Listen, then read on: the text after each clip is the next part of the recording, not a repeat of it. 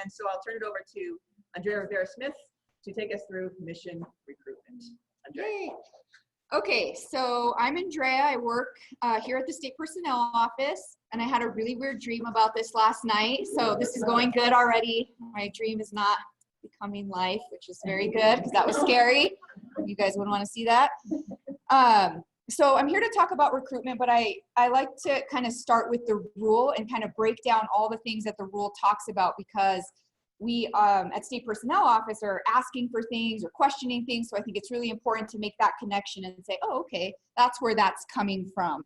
All right, so our objectives for today, I want to talk about the rule. I want to talk about the history of recruitment. Can you stand right here a little bit? Oh, the camera.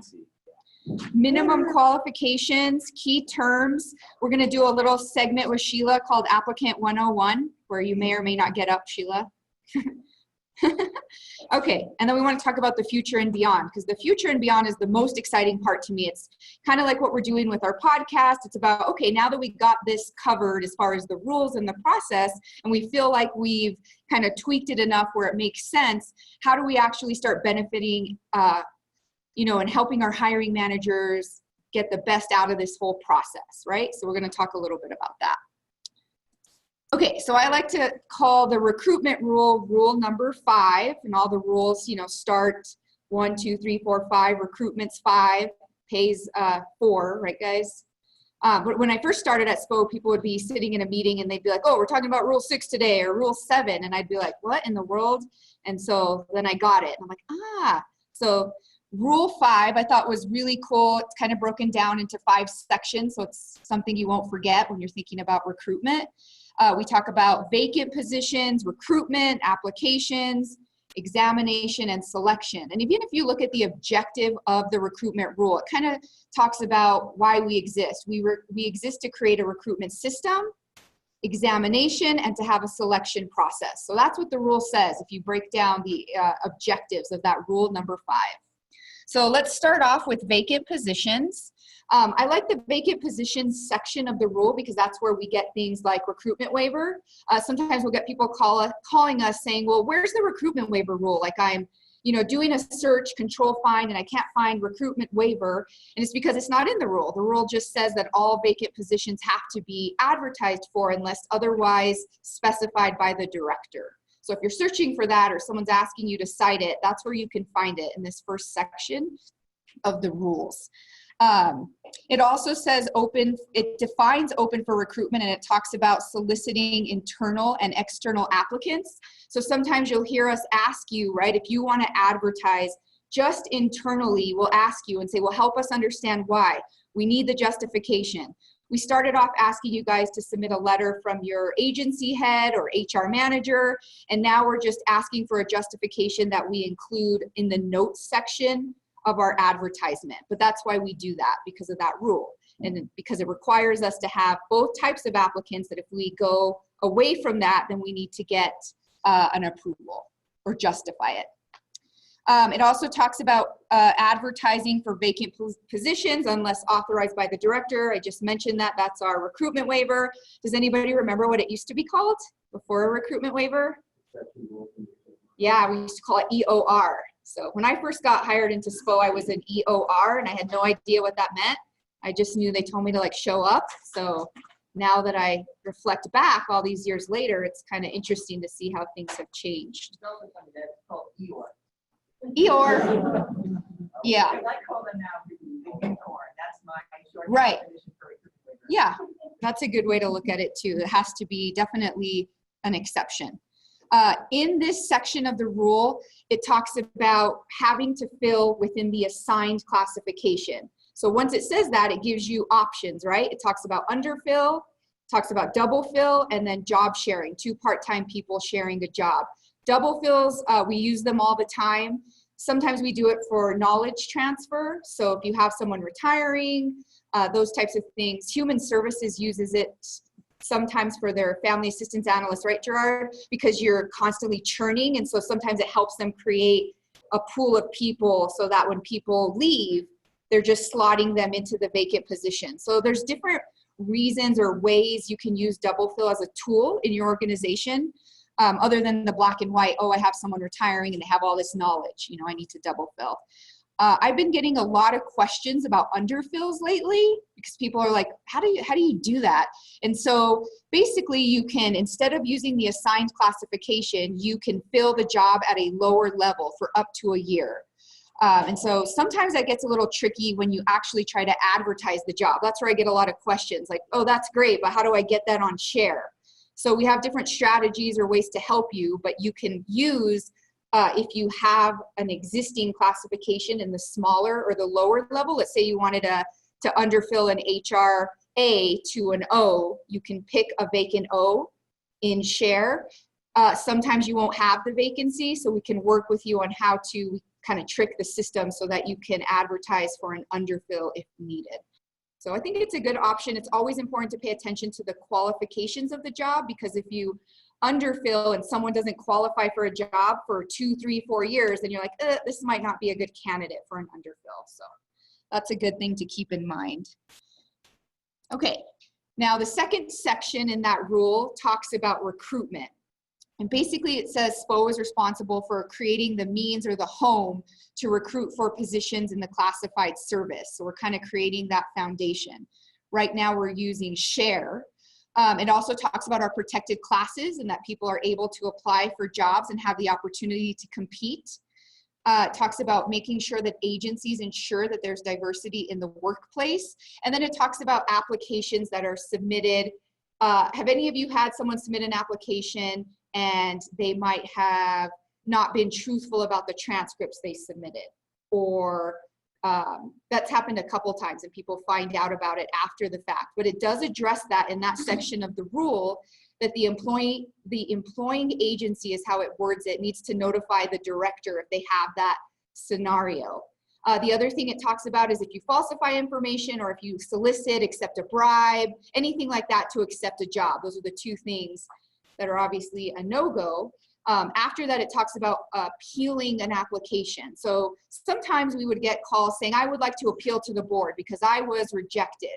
And so we have to be really clear, because the rule talks about those two circumstances, right? So if I want to say, I want to appeal because I didn't meet the minimum qualifications, that's not the same thing. So if you get those kinds of questions, now you know where to go in the rule or where that's cited. Of course, you can always call us, but I think that's really helpful because sometimes applicants will go look at the rules on their own and start asking us those types of questions. Before, when our process was much more restricted, we get a lot more of those calls. I haven't gotten as many now that we have been updating our process.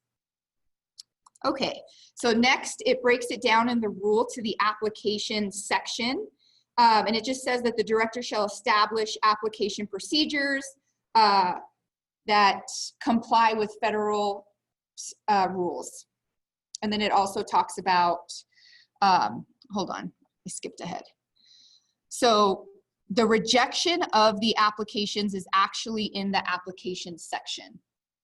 So I'm not going to go over that again, but in the recruitment section, it talks about the fact that we at the State Personnel Office are responsible for accepting applications and creating that process to include a timeline that the applications are submitted. Okay? So if you are looking to say, oh wait, I have a candidate who wants to appeal, it's in the application section, not the recruitment one. Okay? And then we have examination, and that's kind of one of the backbones of why the rule why this recruitment rule exists. And I think it's really interesting if you look historically how we've kind of dealt with examinations. The one thing that we always make sure to tell you guys is that if a hiring manager is wanting to do any kind of test, that it needs to come here and it has to come to the class and comp division because they're assessing the criteria of that test. Anytime you have a situation like that, it's just good to call us so we can help you. Even if you think, oh, it's simple, they're just wanting to test blank, it's still good to make sure that we've made sure that the validity and all that good stuff with an examination is okay. I like to use DOT because you guys are a really black and white example of testing that happens that's pretty standard, and they do it for their, what do you call them, Jason? Your highway maintenance? Yep. I was just making sure everyone knew what HMW meant because I just forgot. Okay, yeah, highway maintenance workers, but yeah, they do the demonstrated abilities test where you have to drive a vehicle or like what are some of the vehicles?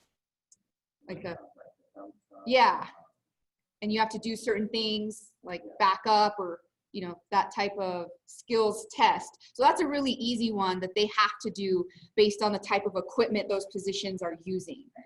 Okay, so I also think it's interesting, we talk a lot about resident and veterans preference points if you listen to our podcast or any types of trainings, but actually comes from this section of the rule. So if you're looking for it, that's where you would find it. And it talks about the additional points we give to veterans and residents. And we apply those points, the veterans points, after the list is already scored. And that's what the language asks us to do. And then it also talks about residency points, how many points you can get for each year, up to 10 points. So that's where that section is in case you have questions. Okay, and then we have the selection section of the rule. So that's number 5.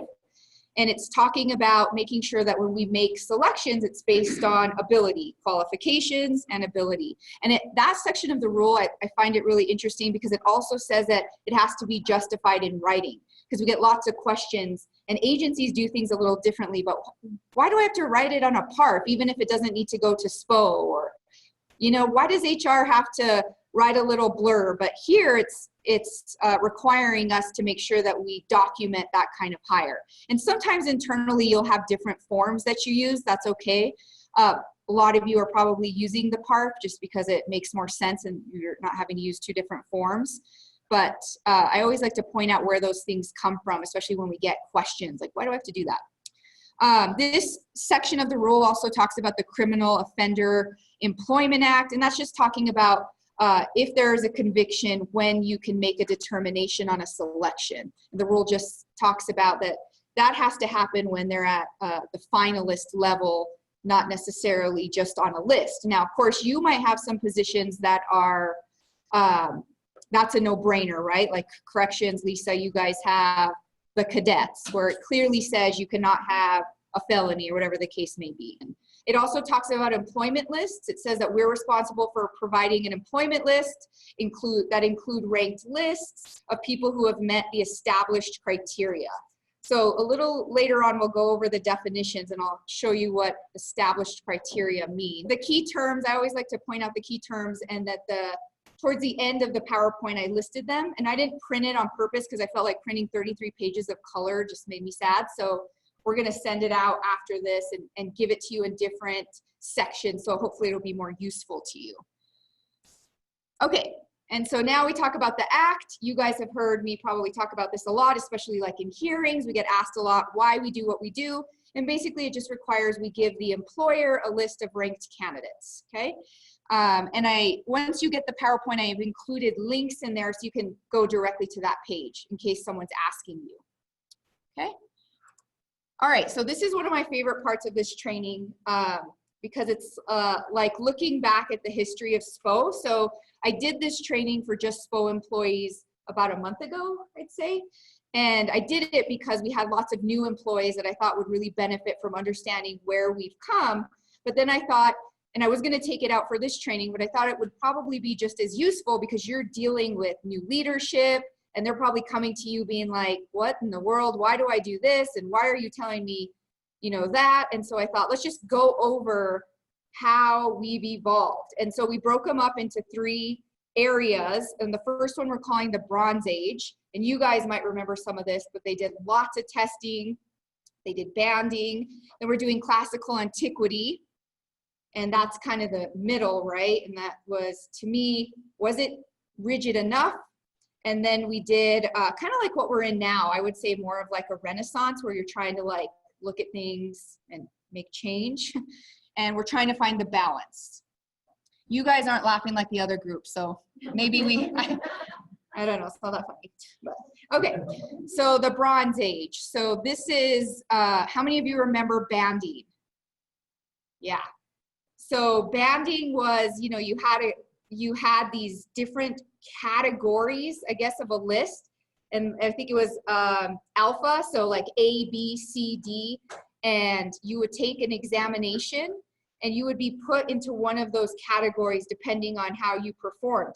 What was really interesting about banding is it wasn't about each individual agency's position, but it was more about classification. So if you were applying for an admin job, you would be in a group for people looking for admin jobs like across the board through state government.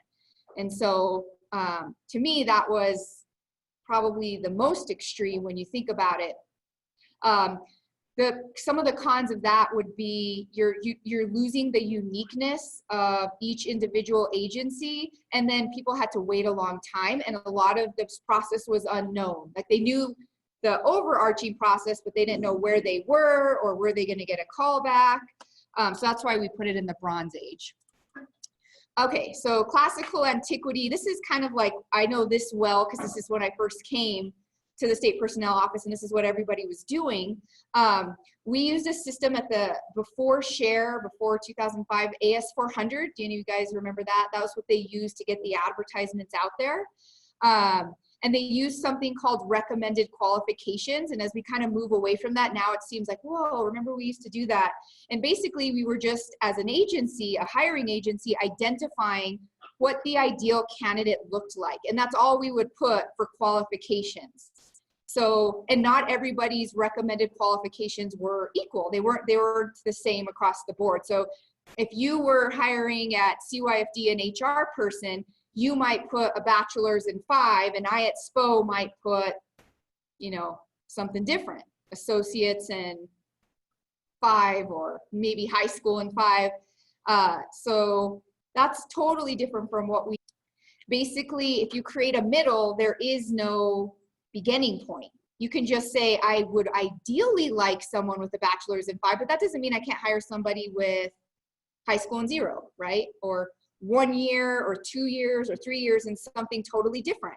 So that was kind of the potential con of that strategy. Hiring managers received the entire list. I don't know if you guys remember that or not. That was in Share. And there were some of the cons were that hiring managers called and were very overwhelmed because you're giving them lots of candidates. So how, when you're so busy, for some of these jobs, sift through sometimes 200 applications. So that was kind of some of the pushback that we got. And even if you read more current information about the application process, they call that more of like a funnel, or just everyone's dumping in instead of finding what you're looking for. But I'll go into that a little later. And then our most recent phase is what we're calling the Renaissance phase. And we're trying to ask ourselves, did we learn from ancient times? Because with Share, we did recommended qualifications. And then because it was so open, we totally swung the pendulum the other way, and we started doing a very structured system. And you saw the rise of minimum qualifications. Minimum qualifications basically were established for every single job, and that totally changed the game, because that now you're saying you cannot get in this door or hired into this job without having these qualifications. So that caused a little bit of an issue when you were doing the opposite for almost 10 years. And you had some people being like, well, I don't even qualify for the job I'm in, and I've been doing it for 10 years. How the heck am I going to go get a promotion now? So we had to deal with some of that. I was looking at some of the quarterly reports, and it was when Justin Ajayka was, I think, when he first became the director. You can read his memo, I think, to the board, and it was talking about what they did to create minimum qualifications and all the groups or SMEs they created within the agency in a really short period of time to get that, to create that qualification. And so sometimes we're looking at the qualifications and we're being like, oh, why did they do this? Or this is not getting me what I need. And that's why we need to hear that feedback, because if you look back in history, they were created really fast, and they were created in a point of time where people were not used to thinking the way we do about baseline criteria. So it's just important to know that you have access to that information too, and you can say, oh wait, look, they're writing about minimum qualifications, and they're telling the board that they got all these committees together. And it was committees, let's just say from the environment department, some environmental scientist or content experts to say, okay, well, what does an environmental scientist even need? So that's how all of that happened. Our certification process was incredibly restricted, right? So if you guys remember, if you said you had a bachelor's degree and you didn't attach your transcripts, what happened? You're out. Or if you said you had 10 years and the job only required 6, but you only showed 8, what would happen? You're out. And it could be super subjective depending on the person reviewing the application. So I call this a pretty dark era for me, because we at SPO, you got to hear all that feedback. And sometimes we would even go, I remember I was with Sheila randomly and we were at like some dinner place and some guy was like really upset about not getting his application through. So it's just like one of those moments in time where you're just like drinking Skinny Girl at night. You're like, I'm never going to get over this. Like, this is sad. Everyone's upset. So to me, a renaissance, we're still in this time, but how do we learn from that, right? Because some of the really valuable feedback was from the customers or hiring managers. And even though the act requires us to give, the highest standing candidates or rank the candidates, how do we define that? Does that mean we have to have such a rigid system to get to the same endpoint? So those were some of the things that I think that I'm proud of, that we actually listened and kind of were able to adapt and change. But I think it's super important to remember where we've come from, especially when people are asking you, like new cabinet secretaries or leadership, and say, let me just hold a second. Let me kind of show you or explain to you how this has evolved. So, okay, so that's kind of, to me, the bigger picture. What are we gaining? What were we gaining out of exempting a bunch of people for not attaching their transcripts? Some people might push back and say, well, I know what you're getting. If someone can't understand how to follow directions, why would I want them anyways? They're going to be a crappy employee or whatever the case may be. But that's really not for us to decide, right? The hiring manager is responsible for reviewing an application and making those determinations. So I think that was a key moment for us when we thought about, what does the act really say, and how can we be more flexible and still be in compliance? So that was a huge learning moment, and empowering those hiring managers, because lots of times we're behind the scenes doing everything for them, saying, here you go, and they're not part of the process. So as a hiring manager, you know your job, you're part of the process of advertising your job, and you're also part of the process of deciding if people should be given an interview. So those are all things to think about. We're there to provide guidance, but if they're not empowered in that process, then we've already kind of lost. We were so involved that they weren't involved in the process, and I think that's when all the more confusion kind of was created, and they felt like, why is SPO telling me I can't hire somebody, right? When this person, might be perfect. The other thing, I like to talk about is, because I've been in recruitment so long, I get lots of questions. So every time that Justin would go, or even director before, Mosier, would go to a hearing and the hearing would have nothing to do with recruitment, I always would have to go every single time. Because guess what? They're gonna start asking, yeah, guess what they're gonna ask? Yes, you knew that though. Cheating. No, but yeah, always time to fill. And so we were actually audited. I don't know if you remember that, the whole NeoGov process. We had to go in front of the committee. And so what we did to prepare was, well, let's go back and look at all our other LFC audits, or let's look at everything out there. And through all those phases of history that I talked about, guess what they were critiquing us on every single time? Time to fill, every single time. And so we know we've gotten better, right? So it was really important for us to point out, here's all the things that have happened through history and how we've evolved, but they still had that common kind of critique. And how much of that process can I own, right? And how much of that process do we collectively own? So I like to point that out, because that information is available to anyone. They want to look at it, those reports and those things. And sometimes I think it's super important, especially if you're just in a moment of time and you're hearing somebody critique something, it's good to know the bigger picture, especially when you have to respond. But I do think some of the current process improvements that we made when Share went live, it's actually a little over a year ago, last July, for everybody, we made some of these process improvements for the agencies that were consolidated before July of last year, have actually decreased the time to fill quite a bit. So you as HR being able to give your list right away, only certifying people they actually care about rather than spending hours looking at people and they're going to tell you in 2 seconds, give me more, or no thank you, or where's Drew, you know, things like that. So we have decreased the days to fill. And I thought it was really funny because when Pam was showing us, I think our last, you know, our report card, we got like a green, right?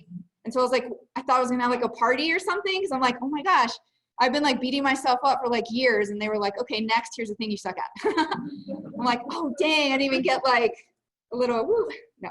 So I just like aged myself for no reason. But I thought that was really funny. It's like a funny thing in life. You're like worry about something and then they're like, yeah, next. So, and then I have the link when we send the information, you can access this information. So the quarterly reports I think are really helpful because you can just look from a macro point of view, what's happening.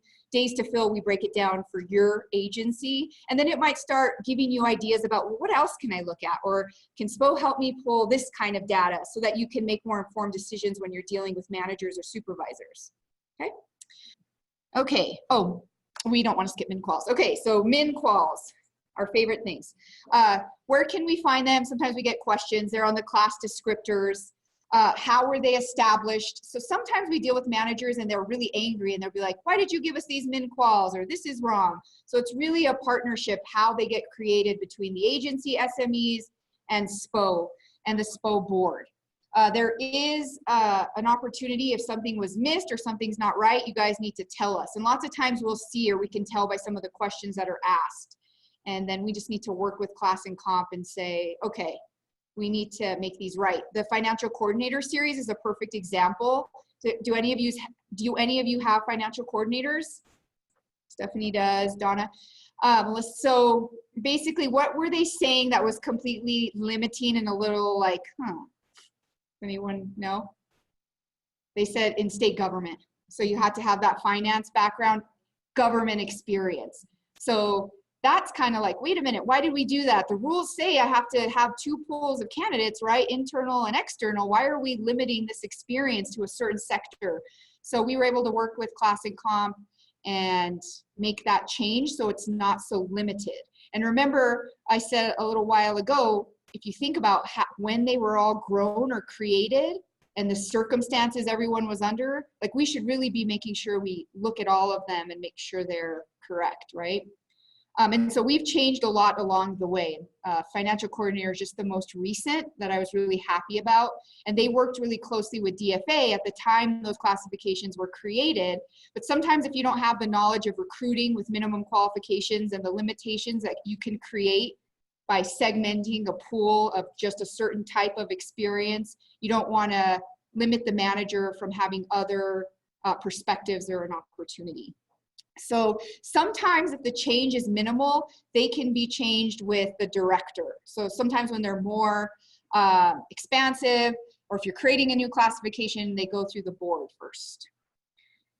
Shouldn't be in isolation. They support the class descriptor. So we get lots of questions about, you know, they're isolating the min qual and saying, no, they meet it, or yes, they do. But you really have to understand what home the min quals are in. What does the class descriptor say? All these things are connected. So you can't just look at them in a bubble. Substitution language, we have a lot of questions because if you look at the class descriptors, do you know that generic sentence? It says, what does it say, Cliff? Education will be substituted for experience on a year-for-year basis. So for most of us, we're like, okay, we're HR people, but for your average applicant, I have no clue that if the job is bachelor's and 2, that I could have a master's and 0, or high school and 6. Yeah, so you'll see on all of the advertisements a table and it'll say this is how you qualify for the job.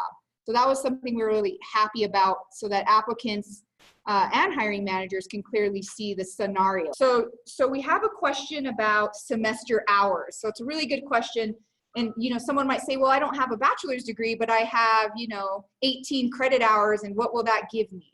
So when they established minimum qualifications, they don't account for semester hours. There's specific classifications like tax and rev, which you have to have, 3 hours of accounting or 12 hours. But I think that's a good point, and it's something to think about long term, because to think if there is some type of substitution for semester hours, but that's a good question. Okay, so this is our HRA. It has a bachelor's degree, human resource, business admin, and then it lists the different disciplines. These minimum quals to me it reminds me of like some type of like English thesis course, because you have to pay attention to all the little words. Does it say and? Does it say and or? Does it say, so it's really important to pay attention to those key little connector words. This one says and or. So can I qualify for this job with just benefits administration experience? Yeah. If I'm posting for a recruitment job, they can still go, but if I'm a hiring manager, that's on me, right, to make that determination. And if a hiring manager is asking you to interview somebody for a recruitment job that just has blank, that's when I'd be like, help me understand that, because I just created a whole posting for you based on something else. So, but I always think pointing out those key words are really helpful, because when we get questions, that's exactly what we do. We break it down and say, okay, what's the criteria here? I like to include this next one because it's everybody's favorite. Who loves doing this one? Yeah, I know, right? So management analyst, we call it kind of like a catch-all, but the language, so experience in the procedures of business and management principles involved in strategic planning. That's what I mean, like, So that's kind of what I mean by isolation and a bubble, right? These things don't just exist alone. They're in the classification descriptor, and then most importantly, you picked them as a classification because they meet that criteria for your job. So in order to be able to be really successful at looking at candidates, you got to understand what the job does and your specific job that fits in that classification, because it's not created equal. So a job like this would have different criteria depending on the job you're filling. Right. So that was some of the problem that we had when we used to put that minimum qualification on advertisements, because it was misleading. And so we worked with Class and Comp and literally created a table on the advertisement so you could see which scenario do I fit, if any. In those scenarios, though, they do not include semester hours, just so you know. They're just degrees. But it is important to think about, because I think like HR, you can make an argument for anything, right? I can make an argument that a secretary is responsible for processes of business and management principles, right? I can say a high-level data person can also meet that criteria. So it's an interesting part of our job, but I just like to point it out because it's everyone's favorite. I also like recommended qualifications. They're listed on all class descriptors minus the managers, but at least it gives you an idea if you're hiring somebody in the middle of the pay band, what kind of qualifications they should have or bring to the table. It's not black and white, it's not set in stone, but at least if you're working with a manager who has no clue on what to pay or where they should start, you should say, here is what an ideal candidate looks like flat in the middle of the pay band. And sometimes that's a good baseline to start talking about salary. So we did that a lot for all the agencies that we were responsible for when we were consolidated. We used these types of tools to help us engage with managers and start the conversation. Could it make sense that you would hire somebody above midpoint with less than midpoint quals? Sure, we do it all the time. Depends on what they bring to the table, the diversity of their experience. Just because I only have 1 year in this, that 1 year might be super valuable depending on the job and really hard to find. So it's all about how we justify. And in order to justify a hire, you just have to know your job and know what you're looking for. Otherwise, you'll see the holes. So the managers that are carved out now that have specific criteria have the recommended quals. Cool. That makes sense. Okay. Where can I learn more about jobs? Once you get this, this PowerPoint with the different sections. You'll have the links so you can go there. I was talking to, I think, Gilbert at DOT the other day, and we were talking about a job, and he was asking me, well, what does this degree related or not? And we talked about where we can learn more about just the nature of the work itself. Department of Labor is really helpful resources. The ONET, these are not inclusive, so these are not like the only places in our Bible, but at least it's a reference point to learn more about an occupation. And sometimes it helps managers too when they're trying to determine classification. So when I first started at SPO, I don't know if you remember, Leanne, you probably remember, they printed out the books for us. They're like your little, well, they were kind of like your Bible, but you know, it would be a good reference point. But now it's all online. I'm not going to go over each key term, but I thought it was really cool to have a section for you guys to have that just, this talks about things that we have gone over that are in direct relation to recruitment. The definition between an applicant and a candidate is very different. And someone like Sandy Martinez, who deals with labor exclusively, this is a big deal for her, right? And how we define and what each one means. So an applicant is a person who applied for a position. A candidate is different because they are on the employment list for a position. So anyone can be an applicant, right? I can apply for an attorney job and be an applicant, but I don't, I'm not on the candidate. I'm not a candidate yet because I'm not on the employment list because I didn't qualify for the job. Because we have an automated recruitment system and I screen you out if you say you don't qualify. So everybody who said they qualify, do you know what I mean? So that's another way of looking at it too. We're taking a step further to make sure the people they want to interview meet the quals, because we don't want to get to the end and have to disappoint somebody, candidate, and then of course the hiring manager when they have it in their head that they're going to be able to hire somebody. These two key terms, established requirements, minimum quals, I'll point it out because they're in the rule a couple times. And I think we're going to have to work on, it's just a terminology thing. We're so used to saying min quals, that's our baseline, and it's an easy word to understand. But if you look at the key term and the way it's defined in the rule, established requirement is really like your min qual, right? The min qual is defined as statutory requirements required by law, which shall be used to reject candidates. So it's just important to think about what we've been using and the definitions in the rule. We talked about these three. They're in that first section of the rule under vacant positions. Temporary promotion, intra-agency transfers, also in this section of the rule. Also, there's a section there about asking for a reduction, a section for temporary emergency appointment. I didn't put those things in this presentation because I just wanted to focus on the recruitment items that we're talking about. So I don't want you to think these are only the key terms. So I didn't include everything. Okay, so we're going to go over this. We're not going to go over one by one, but our goal is when we do these trainings, Pam talked about these 6 trainings, we want to provide you with kind of like a guidebook or tool so that, let's just say you didn't have the benefit of coming to this training, or you came to this training and it's not going to all be retained, right? How do I have things to reference that I can use to make my job better or make my job easier? So we say Applicant 101 with Sheila because Sheila is, one-man band, and she's helping most of you when you call, and then we're helping the applicants, more importantly, that call us, right, that have questions. And you guys, how many of you get questions from applicants? Yeah, not as many as I would think. Okay, Gerard, I was gonna say, Gerard used to work here, so he's a pro at this. Okay, so we've just listed some of the most frequent questions that we get. Our rules clearly say that we have to provide the employer of a ranked list. So then I would say the rules trumping your internal policy on this one. But anybody who made that top grouping, that's internal, and your policy says that, then a lot of you are interviewing internals, I think, just out of courtesy too. Now, even if your policy doesn't say it, if they qualify, at least that's what we see.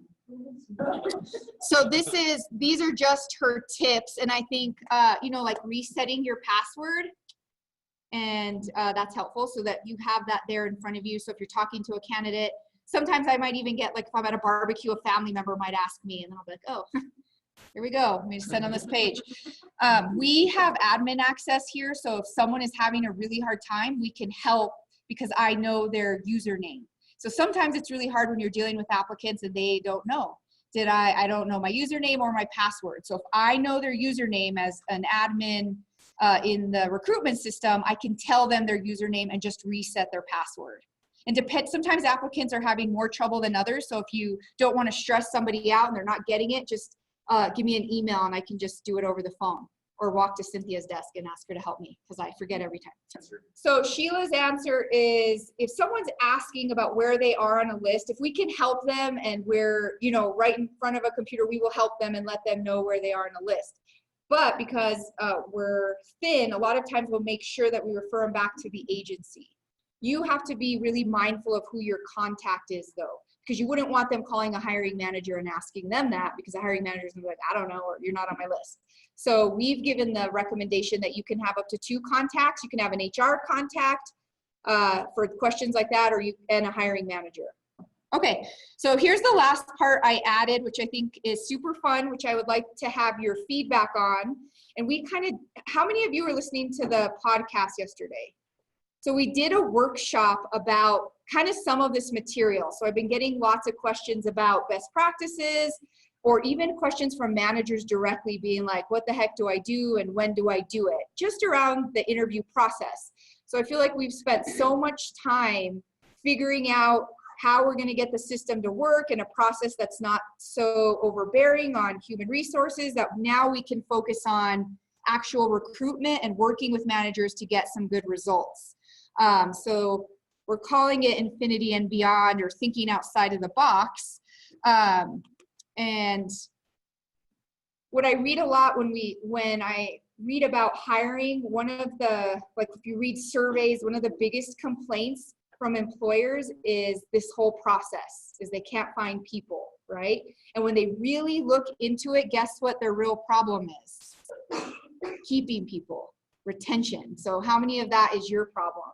Especially if we're seeing that we're hiring a lot of internal people, whether that be within our agency or crossing agencies. So that kind of information is powerful. So the more you know, then we can start tweaking it and making recommendations or coming up with ideas on how to kind of move forward.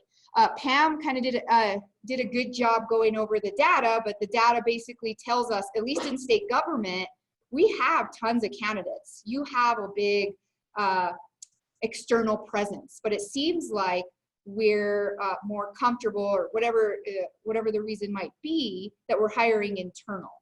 So if a hiring manager is, and sometimes we've seen this, especially when we were consolidated, because all we did was deal with hiring managers, they're very reluctant sometimes to go outside of what they know, right? Or someone's expertise within the job that they're trying to fill. And it's not because they don't want to hire somebody, it's because they're slammed or they're bogged down, right? And they're like, oh, I just need somebody like now. And if somebody knows my world or has that government type of experience, that to me is going to be a better investment. So our job is to really get them to start thinking about, is it really a better investment, right? Or are there other options if your ideal candidate or what you're looking for isn't right in front of you, or as black and white as you might think so, right? The power of investing in somebody, all those good things. What kind of skills are you looking for that can predict somebody that will be really beneficial? And it's not about them having those technical skills that you're looking for. So I read a lot yesterday, I thought was really funny, about the funnel. And a lot of times we'll say, like, I'll look at a job and I'll see 100 people or 90 people on it. And are we creating a system just to funnel everybody in who's interested? And is that even worth our time, right? Or are we creating a system where we're getting, it might not be as many applicants, but at least the applicants we're getting are worth our time, right? Or what the manager is looking for. So it's another way to look at it. So when we redid our process and reformatted our ads when we went with Share, we started thinking about those things. That's why we're asking you to pinpoint the purpose of the position and to think about what the job does, how it gets done, who it's done for, to think about who your ideal candidate is. Because if you don't do those things, or the manager is not thinking about it that way, you're going to get the funnel. and you're going to get everybody and their mom in there. And that's going to look good, like, oh, you got 100 people. But is it really good if you're not like focusing on what you need? So sometimes a bunch isn't really better. So I like that term that they were using. And then I want to talk about steps to a successful interview. So we get tons of questions about this. And I was just talking to Energy and Minerals not too long ago about it. Anything you read, like the first thing on like 20 top 10 lists is prepare. Managers have to prepare for this process.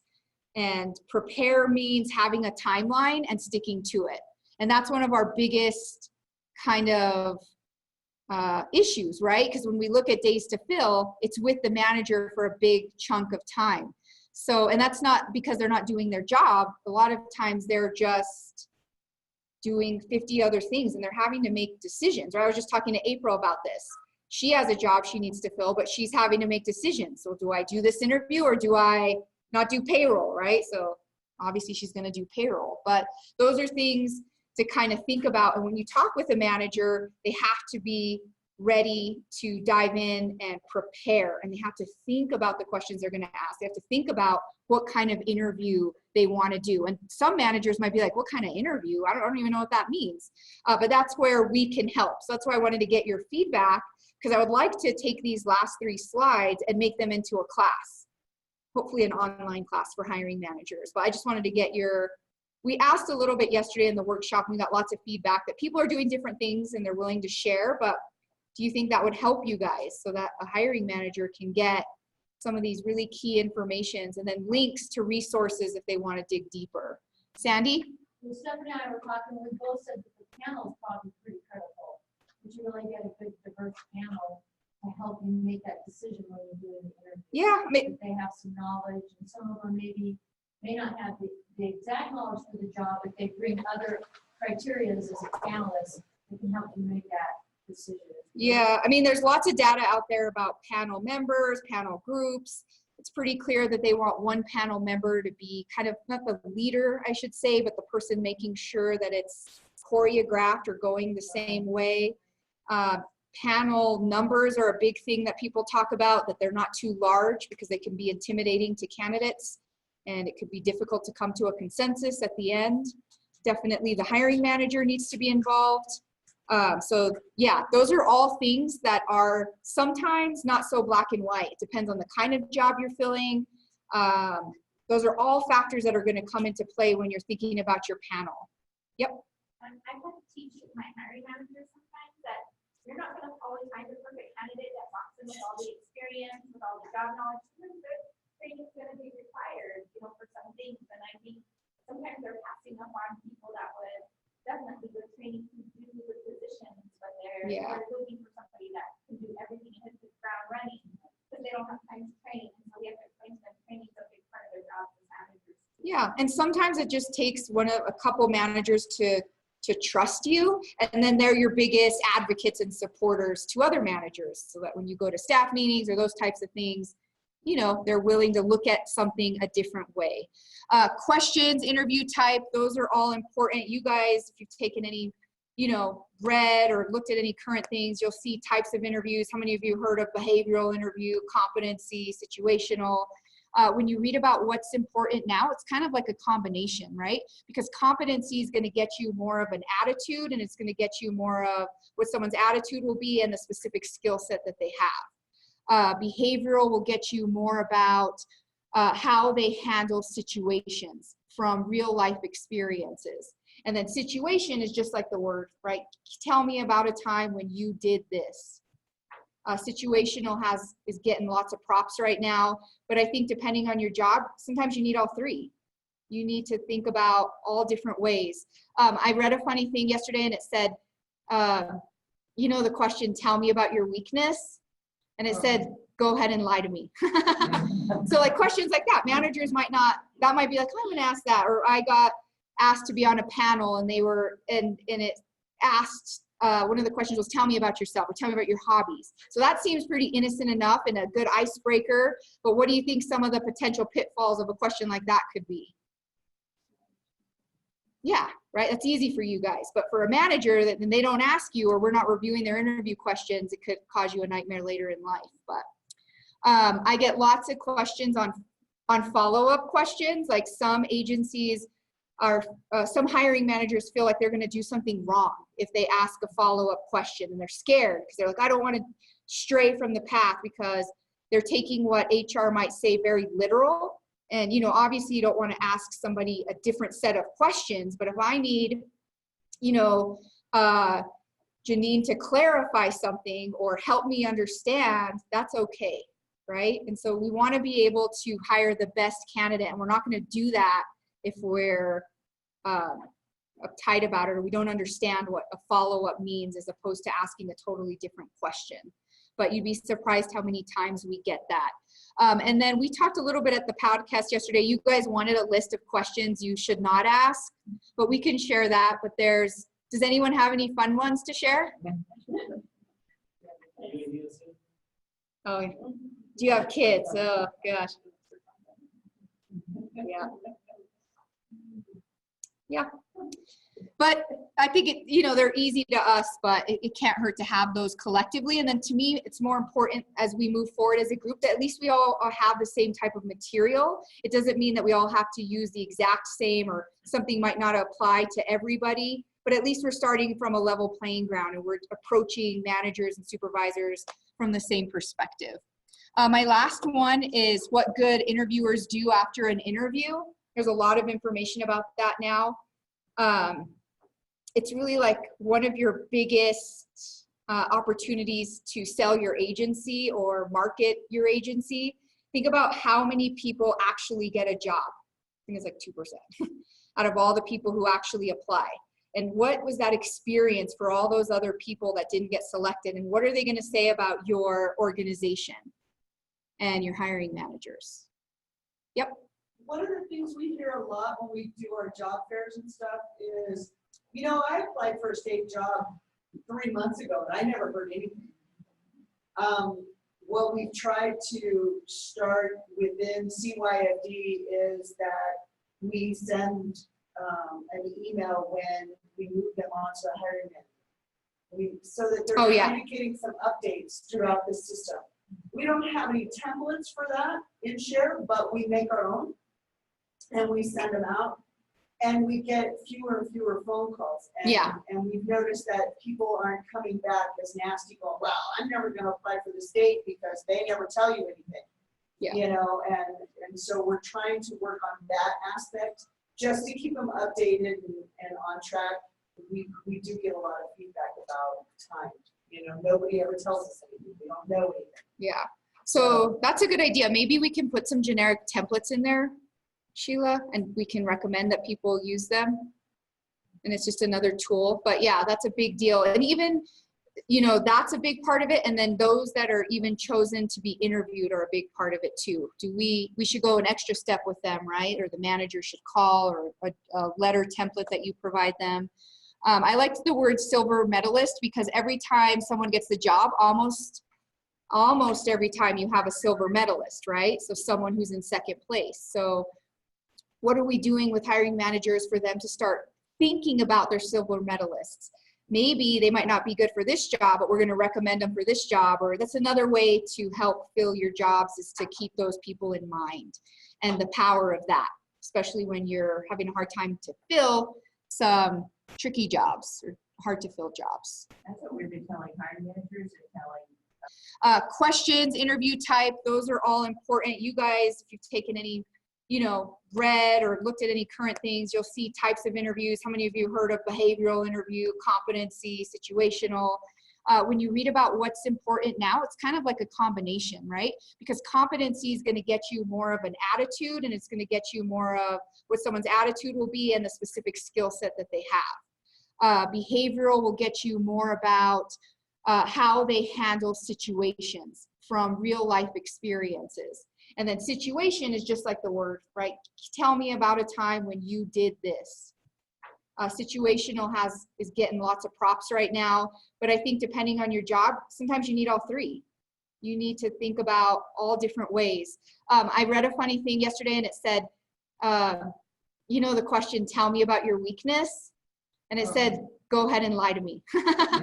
So like questions like that, managers might not, that might be like, oh, I'm gonna ask that. Or I got asked to be on a panel and they were, and it asked, one of the questions was, tell me about yourself or tell me about your hobbies. So that seems pretty innocent enough and a good icebreaker. But what do you think some of the potential pitfalls of a question like that could be? Yeah, right. That's easy for you guys. But for a manager, that then they don't ask you, or we're not reviewing their interview questions, it could cause you a nightmare later in life. But I get lots of questions on follow-up questions. Like some agencies are, some hiring managers feel like they're going to do something wrong if they ask a follow-up question, and they're scared because they're like, I don't want to stray from the path, because they're taking what HR might say very literal. And, you know, obviously you don't want to ask somebody a different set of questions, but if I need, you know, Janine to clarify something or help me understand, that's okay, right? And so we want to be able to hire the best candidate, and we're not going to do that if we're uptight about it or we don't understand what a follow-up means, as opposed to asking a totally different question. But you'd be surprised how many times we get that. And then we talked a little bit at the podcast yesterday. You guys wanted a list of questions you should not ask. I think, you know, they're easy to us, but it can't hurt to have those collectively. And then to me, it's more important as we move forward as a group that at least we all have the same type of material. It doesn't mean that we all have to use the exact same, or something might not apply to everybody, but at least we're starting from a level playing ground and we're approaching managers and supervisors from the same perspective. My last one is what good interviewers do after an interview. There's a lot of information about that now. It's really like one of your biggest opportunities to sell your agency or market your agency. Think about how many people actually get a job. I think it's like 2% out of all the people who actually apply. And what was that experience for all those other people that didn't get selected? And what are they going to say about your organization and your hiring managers? Yep. One of the things we hear a lot when we do our job fairs and stuff is, you know, I applied for a state job 3 months ago and I never heard anything.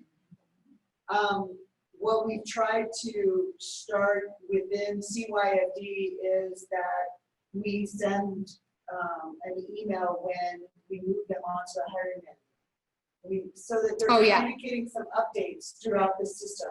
We don't have any templates for that in Share, but we make our own and we send them out, and we get fewer and fewer phone calls. And, and we've noticed that people aren't coming back as nasty, going, well, I'm never going to apply for the state because they never tell you anything. You know, and so we're trying to work on that aspect just to keep them updated and on track. We do get a lot of feedback about time. You know, nobody ever tells us anything. We don't know anything. Yeah. So that's a good idea. Maybe we can put some generic templates in there, Sheila, and we can recommend that people use them. And it's just another tool. But yeah, that's a big deal. And even, you know, that's a big part of it. And then those that are even chosen to be interviewed are a big part of it too. We should go an extra step with them, right? Or the manager should call, or a letter template that you provide them. I liked the word silver medalist, because every time someone gets the job, almost every time you have a silver medalist, right? So someone who's in second place. So what are we doing with hiring managers for them to start thinking about their silver medalists? Maybe they might not be good for this job, but we're going to recommend them for this job. Or that's another way to help fill your jobs, is to keep those people in mind, and the power of that, especially when you're having a hard time to fill some tricky jobs or hard to fill jobs. So can we offer a hand to Andrea, who like put this together?